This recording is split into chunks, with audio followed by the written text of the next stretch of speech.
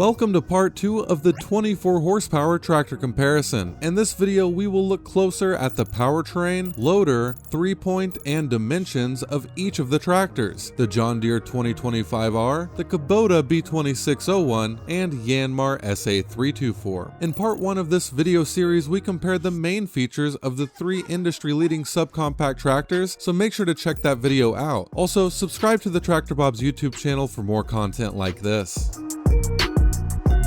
The heart of any tractor is its engine, and in each of these tractors we have a 3-cylinder liquid-cooled diesel engine. The Yanmar and John Deere both have engines designed by Yanmar. Although they may have slight differences, both of the engines have a 77.2 cubic inch or 1.3 liter displacement and produce 24 horsepower, and are compliant with federal Tier 4 emission regulations without DEF or DPF filters. The Yanmar SA324 seems to have easier access to the engine for maintenance, but by removing a couple of clips on the side panels, you have good access to the Yanmar engine on the John Deere 2025R. Both engines take a dual canister style air filter and have removable screens in front of the radiator that should be kept clean to prevent overheating. The Kubota B2601 has a Kubota 3-cylinder diesel engine. This engine has a 68.5 cubic inch or 1.2 liter displacement and produces 24 horsepower, and also complies with Tier 4 emission standard without DEF or DPF filtration. The engine access is similar to the John Deere, where you have to remove side panels to access maintenance points, but the side panels are more difficult to reinstall on the Kubota. The air filter is a dual canister style air filter like the other tractors, but is about half the size. Each of the tractors in this comparison have a hydrostatic transmission and no clutch. The hydrostats are very easy to operate, even for someone who has never driven a tractor before. The main difference between the 3 transmissions is that John Deere and Yanmar have a 2-range transmission, and the Kubota has a 3-range transmission. The Yanmar transmission is known for its efficiency and uses a dual hydraulic pump, so it's able to provide more hydraulic flow when under load, when compared to the John Deere. Even with the same engine, you can see the John Deere drops from 24 gross engine horsepower to 12.8 PTO horsepower, whereas the Yanmar drops from 24 gross engine horsepower to 18.1 PTO horsepower, which comes down to the efficiency of the Yanmar transmission and its dual hydraulic pumps. On the topic of PTO horsepower, let's look at the PTO of each tractor. Kubota has claimed PTO horsepower on the B2601 at 19.5, which is slightly more than the Yanmar and a lot more than the John Deere. Each of the 3 tractors has both a rear 540 RPM PTO as well as a mid PTO that runs around 2000 RPM. This means that you can easily run a belly mower on any of them.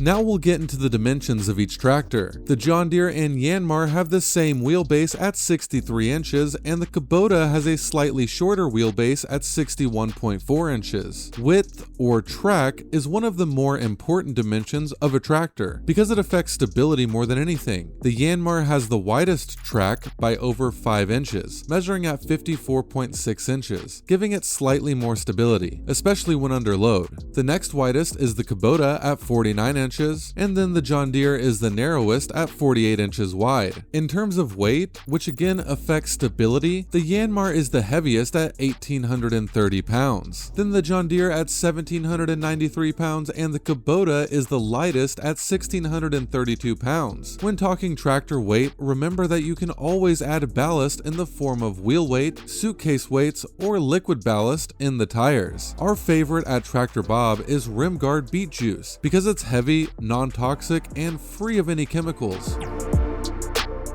Most folks these days want a tractor with a loader, and it's probably the most used component of your tractor. So let's take a closer look at each loader. We'll start with lift capacity, each measured from the pivot pin and at full height. The John Deere 2025R has the lowest max lift at 803 pounds. The Kubota B2601 is the next with a max lift of 948 pounds. And the Yanmar SA324 lifts the most with the loader at 1,200 pounds. The Kubota Kubota B2601 has the fanciest loader features of the three tractors in this comparison, but it did not come without a price though. The stock loader uses a bolt-on bucket and does not have a skid steer quick attach. The upgrade from the stock loader to this one cost us around $1,100. For that price, the loader is able to lower the legs with a level locator located on the left-hand side, unclip the loader cradle without removing pins, and detach all the hydraulic couplers with one lever on the right-hand side. It's pretty nice to be able to completely detach the loader without really having to get off the tractor, but again, it is an upgraded feature. The John Deere has a self-lowering stand system similar to that on the Yanmar tractors. Once you pull the pins out of the loader cradle, extending the lift cylinder will lower the loader stand, and once it is clear of the cradle, you can disconnect the hydraulic couplers. The Yanmar loader is removed using the same process as the John Deere, except you must first pin the legs out of the loader to rest on, so there is one more step involved. Both the John Deere and Yanmar use a pin-on system, so you do need to buy brand-compatible implements for the front. Both the Yanmar and John Deere have pallet forks and grapples available for their front loader pin interface.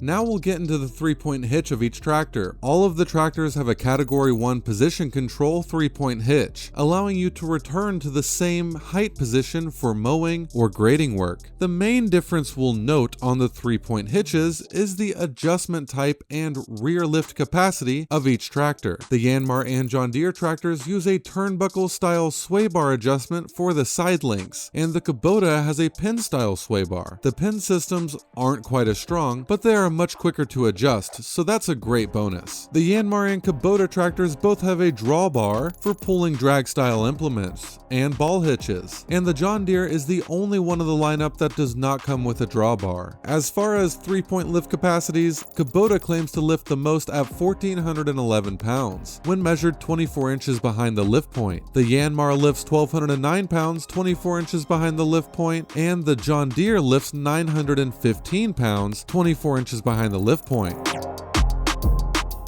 Regardless of which brand and model you choose, Yanmar leads the pack in the warranty race, with a 10-year transferable powertrain warranty and 2-year bumper-to-bumper warranty. Yanmar pays for transportation costs for warranty work for the first 2 years you own this tractor, and Kubota and John Deere both have a 6-year powertrain warranty with a 2-year bumper-to-bumper, and as far as we know, warranty service calls are not covered, but check your local dealer. Each tractor seems to have slight advantages and disadvantages when comparing the specs and features of the powertrain and lifting points. In our next video, part 3 of this series, we will see how each of the tractors actually perform when put to the test in real-world conditions. Thanks for watching part 2 of this in-depth tractor comparison of the John Deere 2025R, the Yanmar SA324, and Kubota B2601. If you enjoyed this video, give us a big thumbs up. That really helps us out a lot. Hit that subscribe button to see more content like this. Don't forget to check out part 1 and tap the bell icon to stay notified on when we come out with new videos. Thanks for watching. Have a great day.